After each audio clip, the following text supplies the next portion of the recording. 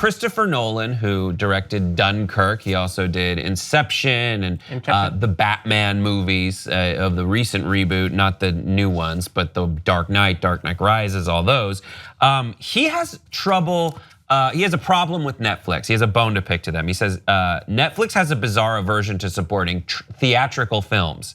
He says they have this mindless policy of everything having to be simultaneously streamed and released, which is obviously an untenable model for theatrical presentation. So they're not even getting in the game, and I think they're missing a huge opportunity. He thinks, since he's the kind of person who makes these giant movies, Batman, tentpole, Dunkirk, he means for you to get completely immersed in the experience. The fact that everything's being streamed at people's houses, you're never getting the full intent of what the filmmaker originally wanted. And this is a big issue. He says that Amazon does give a 90-day window with their productions where they'll put it in a theater and then they'll stream it, and he's supportive of that, but he is completely against Netflix. And the question is, what side are you on, really? Thoughts, 5 words or less. Christopher Nolan, why so serious? Christopher Nolan, you're right. I forgot, Memento. Memento is this thing where the guy forgets all the time and he has to write something. I agree with him. Yeah. I support what Christopher Nolan's putting down. I'm picking it up because he's right. First of all, these people create these cinematic masterpieces for us to go and experience. That's why you have theaters like Atmos and Dolby and all these different ways, XD to bring to IMAX, exactly, to bring to life the magic that was meant to have you to experience while you're watching these, the movement and the magic of cinema. Now, nowadays, people want things quicker and people are lazy. People don't want, I mean, come on, if you can go home and turn on your smart TV and get, I don't know, Dunkirk on Netflix in your home without having to go fight traffic, buy a ticket, wait in any kind of line and still have that movie experience, then yeah, but I for one love going to a theater, being there in this captive audience, not having to worry about, a cell phone or just being in the dark and really, really getting into the movie. And also, these people are creating these movies from their soul. They're making these experiences for you to actually have just that, an experience. And I think that it's lost when you're watching a movie at home. For me personally, I guess. I don't know, I could be wrong, but I think Christopher is right. And people want things quicker now. Back in the day, you would go see The Dark Knight Rises. You'd have to wait 6 months or even longer sometimes before you could get it on DVD or Blu-ray. Right. This Tuesday on Blu-ray and DVD. Right. Now it's like, Boss Baby just came out a month ago. I'm already watching it on iTunes. I can rent it. It's just the urgency of people and the need to make money off of these things is even more prevalent because of all that's changed with media in the industry. Yeah, do you watch a movie? Are there movies that come out where you're like, I need to see this in the theater? Yeah, and I think you know how to differentiate if you're an educated viewer between something that it's okay to watch on Netflix or wait for it to come out, or if you really should have the theatrical experience for it. What I don't like about Christopher Nolan's thoughts on this is that he's only dealing in absolutes, like it's either or. I think that there is a little bit more of a gray area, a little bit of a bleed over that he has to acknowledge Netflix has done pretty well.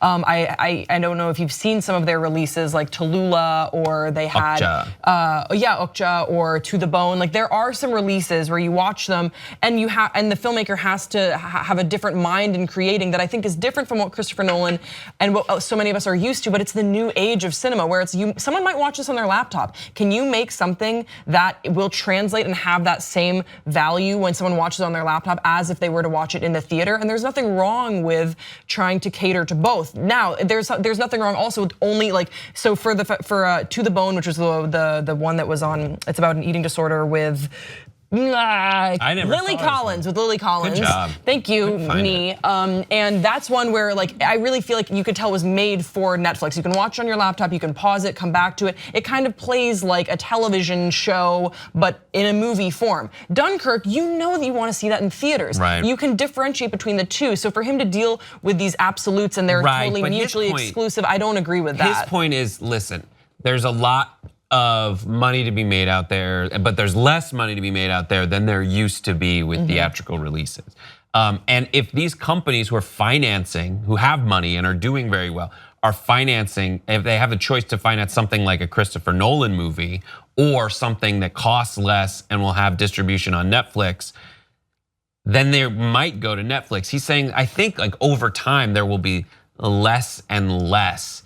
and fewer and fewer of those big tentpole movies like his. And to his credit, like when you look through the films that come out any given year, Chris Nolan is one of the very few who's able to create like original ideas. He did Inception, Memento, Interstellar for better or for worse, but those are not just, I know he has done like the Batman ones, but he is that voice who's bringing you a specific kind of film that will make you think, that will be critically acclaimed as well as do well at the box office. Yeah, and you're correct in pointing out that those movies like that and creators like him are few and far between. And so I think that it's actually good for consumers to say, look, I see this movie, I could watch this at home. I don't need to go to the theater. He is creating, along with some other directors, theatrical experiences. They should continue to do that, but going to the movie theater is way less of a staple in everyday life as it once was. It wasn't every weekend you go to the movie theater. It's like every weekend you can have some friends over, watch something, binge a show. So I was like a movie critic for a while, and Rotten Tomatoes. So we did the Rotten Tomatoes show, and there would be 2 ways to watch the movies ahead of when we had to deliver our thoughts on them. And one was to go to screenings at like the ArcLight, and the other was they'd send you DVDs at your house. And the DVD experience for me, I always ended up with a worse opinion of the film. Right. Because I'm not watching it in the right context. And the thing is, like, it was just as a result of how these things were presented to me. So in a more Netflix world where they're doing dual release, like the consumer is just going to not have the option really, and you don't really perceive that you're giving something up. You'll never know. And Chris Nolan is like, let's just force them to have to go to the theater. It's better for them that way. It's better for everyone. It's better for the filmmaker. It's better for the viewer. I don't know.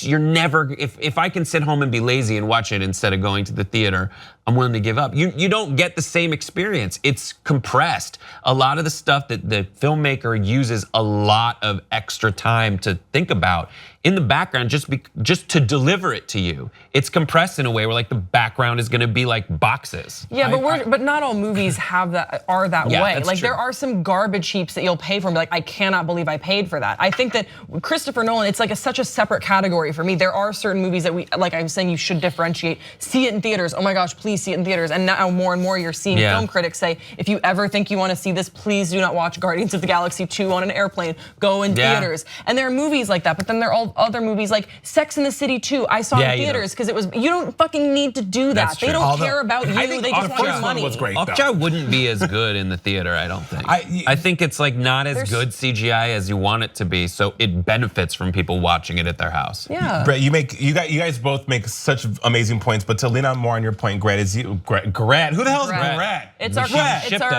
couple name. No, it's Team our boy Gret. band. Hashtag Gret.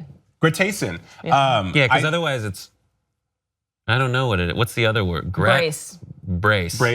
No, Brayson. I like them both. Brace. Why am I not in this boy band? No, you just. You're cut. I don't know. Hey, but you are right that these Christopher Nolan, Grace, you said that Christopher Nolan's like just this exception because the movies he makes are just so above the mark. They're the benchmark of quality when it comes to movies. I also think though when you go to the movie theater, you have the score. You have so many other elements of a movie that the people behind the scenes put effort into making sure you experience. Like I'm always a big supporter of music in movies because it colors the scene, it colors the situation.